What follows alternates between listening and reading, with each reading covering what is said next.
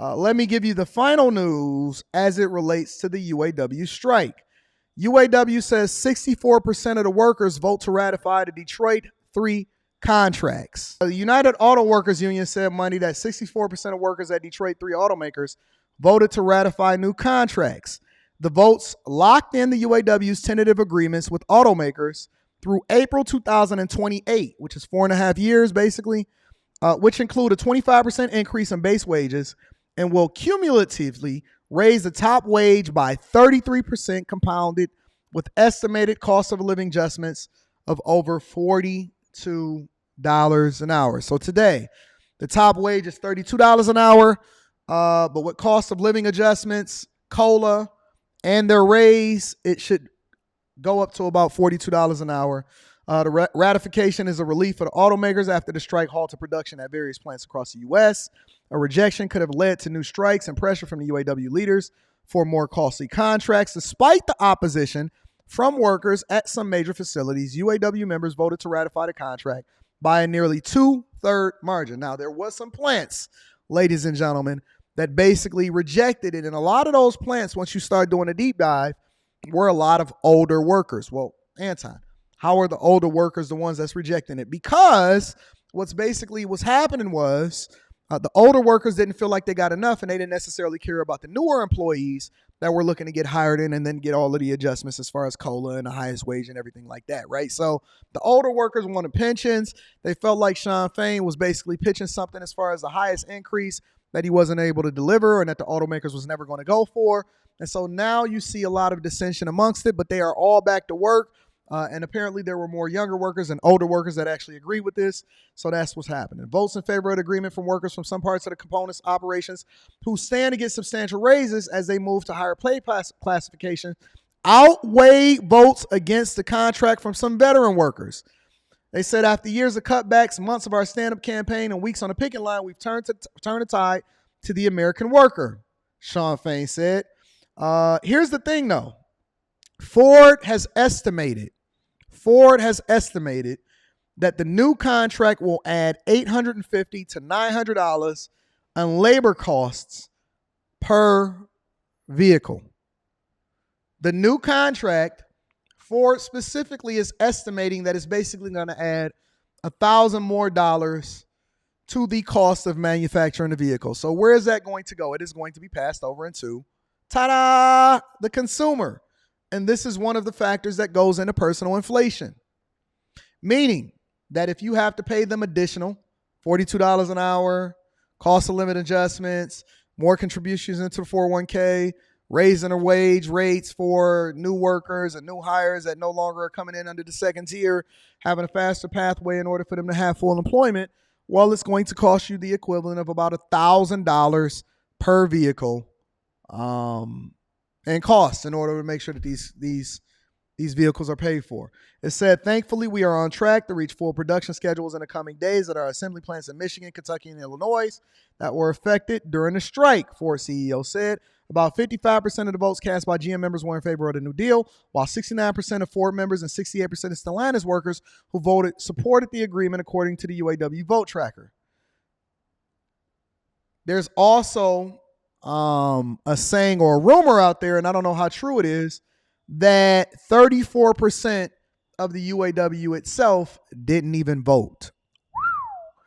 34%, there's a rumor that's saying 34% UAW members didn't even vote on the deal at all.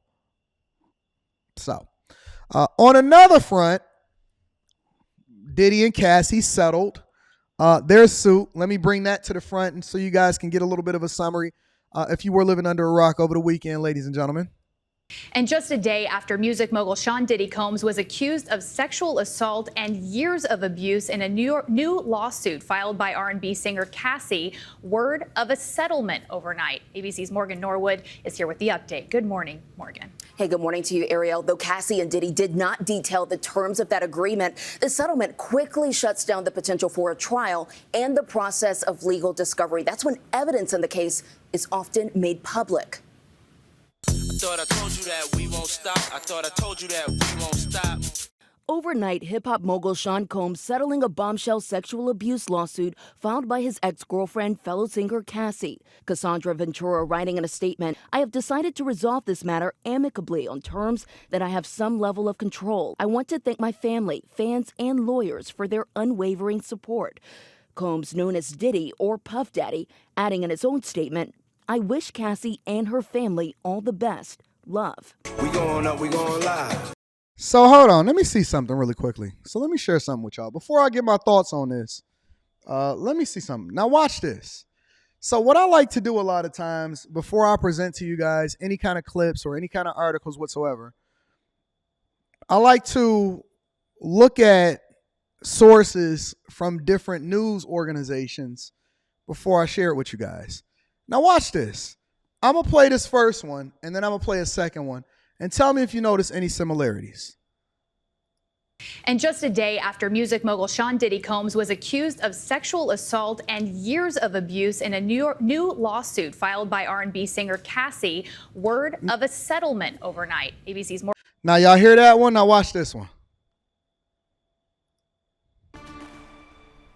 Just a day after music mogul Sean Diddy Combs was accused of sexual assault and years of abuse in a new lawsuit by R&B singer Cassie comes word of an overnight settlement. ABC's Morgan Norwood has the update. Listen to that. Y'all see that? Look, watch this. And just a day after music mogul Sean Diddy Combs was accused.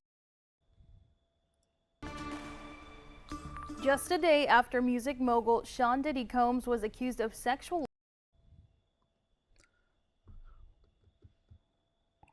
Who is writing all of this? It don't matter if it's the biggest at the top or if it's this local news all at the bottom. It's literally word for word the same words. It's word for word the exact same script that they're reading at all the news organizations. Have y'all noticed that? And I don't know if it's just because I'm starting to look at different sources and I'm comparing all across the board. And I'm starting to hear the same things. And so it just clicked off on me today before I showed it to y'all guys. And I said, let me put this off of this. And they all from different, like it could be a CNN, it could be an MSNBC, it could be, ABC, and it could be NBC over here. And they be having all of the same scripts. And I'm like, I thought that CNN was more liberal, but then Fox News was supposed to be more conservative. Why are they all leading off with the same script? I don't like that. I don't like that at all. That bothers me, honestly. But anyways, she was alleging sexual abuse. I went through the 35-page document, and I have mixed feelings about it. And the mixed feelings that I have from it was this, right? One thing that we don't want to do is we don't want to victim shame, right? But then at the same time, it was all alleged. And so it's hard for me to really draw a conclusion outside of the fact that I believe that it didn't open the floodgates and that he made a mistake by letting her eventually file a lawsuit in the first place if he was going to settle it. But then the flip side of me is saying, well, why would he settle it? And then the other side of me says, but it could be much more detrimental to his reputation once they go through discovery if he has other things in his closet, even if some of it wasn't true. And then the other side of me is saying, but if she was doing it for all women, and why would she settle it and why wouldn't she go through with it? And then on the flip side, I say, okay, but it was a civil suit instead of a criminal suit. And then you see what I'm saying? It's like, it's so much conflicting thoughts. And I know that people want you to be on one side or this group wants you to be on this side. But the reality is that there's so many layers to it. And I think that they are all demonic. I think that they all fake. I'm not looking at Cassie as no hero. That's the biggest thing here. Okay, so who didn't know that Diddy was a part of the organization or a high, you know what I'm saying, in a high position of power that was leveraging his celebrity and his money and his net worth and his power and his connections in order to do what he wanted to do? As though that was a secret. That's not a secret. Like, it's the biggest open secret And everybody around him, including his former bodyguards, is on the internet telling all of his stories. It took for what, Cassie to file a lawsuit in order for y'all to then start to feel some type of way about it? The other part of it is that what makes y'all think that Cassie is y'all hero? Not Cassie, just me and you, me and you. What about Ryan Leslie? Did she apologize to Ryan Leslie for leaving him and then going over there and knocking off Diddy? Taking a whole load, cutting the side of her hair off? Ryan Leslie was the one that founded her. Ryan Leslie was the Harvard graduate. He the one that got left out in the cold. Don't nobody feel nothing for Ryan, though. Ain't nobody tripping about Ryan. What? Okay, so you telling me that Diddy had more control over her than her parents? So she was raised in a two-parent household. She had good parents, but nobody was actually going to hold her accountable for taking the money and doing all of the trips and living in the apartments. And her parents didn't have no say-so on her life, but all of a sudden it was manipulation. Come on, man. Come on, man. Listen. This is why it's hard for Ty Dog to go and get his $30 million deal. You know what I'm saying? Because I'm not going for it in the same way that y'all going for it. I'm not looking at it the same way that y'all looking at it. Listen, I believe that he was possibly had some monsterish stuff in him. I believe that some of it was embellished in order to make it even worse than it really was.